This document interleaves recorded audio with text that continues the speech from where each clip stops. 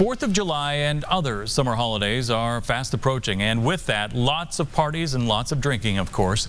But tonight, our Call 6 investigators have uncovered where drunk drivers are most likely to be on the road. It's information that could have you changing when and where you drive and ultimately save your life. Call 6 investigator Kara Kinney joins us now with what she uncovered. Kara?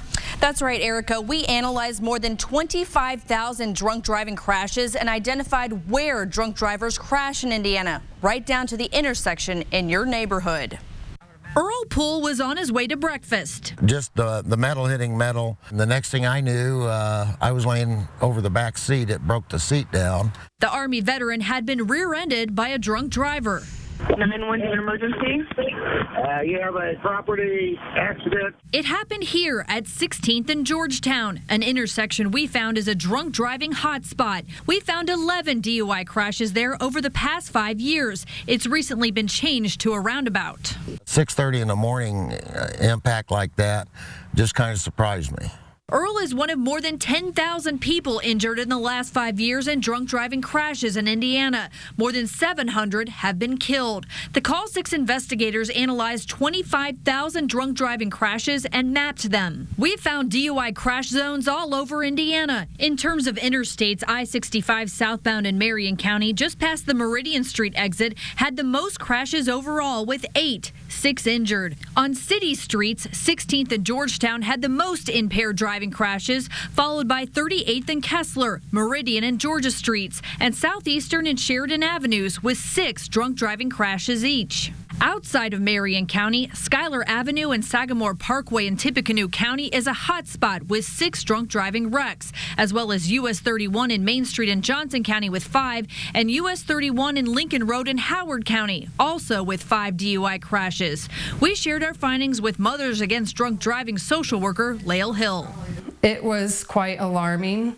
What you found will help us in our organization to be able to do community outreach and reach out to victims. Hill hopes law enforcement will use the data to help choose locations for patrols and sobriety checkpoints. And these aren't accidents, they're crashes, and they can be avoided. We showed our drunk driving hotspots to Indianapolis Metro Police as they worked a DUI checkpoint. Is what we found helpful to you? There's no such thing as too much data. Yeah, the more the merrier.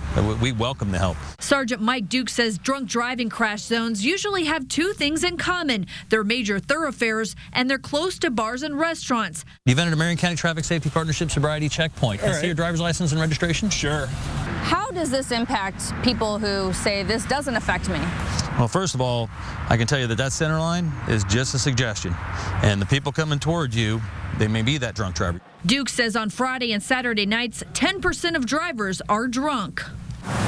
5 years after the crash, Earl Poole is still recovering from his injuries. The drunk driver, Tina Testerman, pleaded guilty, and 2 years after hitting Earl, she was arrested again for drunk driving and served 11 days in jail. Earl is glad we're spreading the word about drunk driving hotspots. He still gets uneasy behind the wheel. If you hear tires squealing behind you, you kind of cringe and start looking in the rearview mirrors to see if they're coming at you. As for top spot 16th in Georgetown, we were surprised to learn that most of the drunk driving crashes happened when races were not at the track. So what should you do, Kara? Just avoid those hotspots altogether? Or? Well, obviously one thing to do is avoid going out on Friday and Saturday nights onto the roads. Another thing you can do is you can go to our website, theindychannel.com. We have a slew of maps. You can actually zoom in right to your neighborhood and see where drunk driving crashes are happening. A lot of food for thought as we approach those summer holidays. Yeah, I zoomed into my neighborhood earlier this evening. Very helpful information. Yes. Thank you, Kara.